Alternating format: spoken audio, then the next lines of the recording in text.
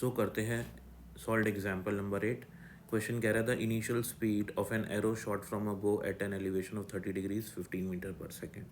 तो आपने एक एरो को शॉट किया है 15 मीटर पर सेकेंड से 30 डिग्री पे। Find its velocity when it hits the ground back. तो ये प्रोजेक्टाइल मोशन करके वापस ग्राउंड को हिट करता है, तो इसको आप फाइनल स्पीड बतानी है आपको। तो देखो ये सिंपल क्वेश्चन है। जब आप किसी भी ऑब्जेक्ट को प्रोजेक्ट करते हो किसी भी स्पीड से, तो जब वो वापस आता है सेम हाइट पे सेम स्पीड होती है, ध्यान रखना है आपको, ठीक है ना। अगर वो इस हाइट पे होगा तो सपोज कि इस हाइट पे स्पीड हो गई 5 मीटर पर सेकेंड, तो सेम हाइट पे बस डायरेक्शन अलग हो जाएगी नीचे की तरफ हो जाएगी डायरेक्शन, लेकिन स्पीड 5 मीटर पर सेकेंड ही रहेगी। इसको हम प्रूफ भी कर सकते हैं। प्रूफ करने के लिए क्या करें, तो देखो सबसे पहले अपन क्या करेंगे, अपन इसका टोटल टाइम ऑफ फ्लाइट निकाल लेते हैं। टाइम ऑफ फ्लाइट का फॉर्मूला होता है 2u sin थीटा बाई जी, ठीक है ना। अब सपोज करो अपन ने टाइम पूरा इसका टाइम निकालना है कि इसका टाइम ऑफ फ्लाइट कितना है, तो टाइम ऑफ फ्लाइट में निकाल के सपोज कर लेते हैं कि इसका टाइम ऑफ फ्लाइट आ गया अपने पास कुछ x सेकेंड्स आ गया, ठीक है ना। अब यहाँ से यहाँ पे आने पे इसको x सेकेंड लग रहा है, तो मुझे तो यहाँ पे इसकी स्पीड निकालनी है, ठीक है।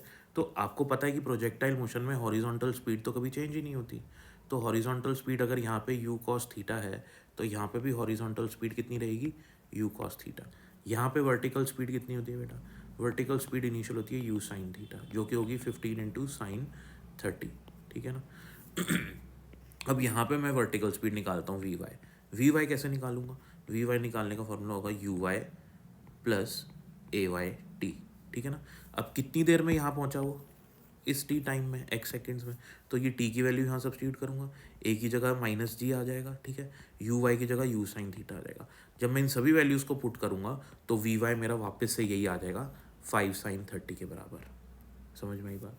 लेकिन जो वी वाई आएगा मेरा वो माइनस आएगा, जो मेरा वी वाई आएगा वो मैं लिख देता हूँ, जो मेरा वी वाई आएगा वो माइनस ऑफ यू वाई आएगा इसको सॉल्व करने पे, राइट। तो मुझे पता लग जाएगा कि हॉरिजॉन्टल स्पीड तो वही है, वर्टिकल स्पीड भी वही है जो इनिशियल वर्टिकल स्पीड थी, तो रिजल्टेंट स्पीड भी उतनी ही होगी, है ना। बस और जो डायरेक्शन होगा, जिस जिस डायरेक्शन से आपने प्रोजेक्ट किया था वो 30 डिग्री था, और जिस पे ये स्ट्राइक करेगा वो भी 30 डिग्री ही होगा। क्यों होगा, क्योंकि इसके लिए भी रीज़न है।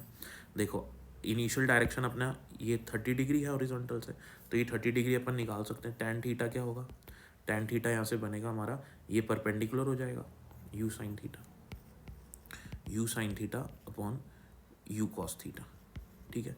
ये परपेंडिकुलर अपॉन बेस हो जाएगा, तो यहाँ से अपना ये 30 डिग्री बनेगा। सेम अगर मैं यहाँ पे भी टैन थीटा निकालूँ, यहाँ पे भी टैन थीटा निकालूँ, तो वो भी मेरा क्या होगा, टैन थीटा क्या होगा, ये मेरा परपेंडिकुलर होगा जो यू है, और यही मेरा बेस होगा इस ट्राइंगल का, ठीक है।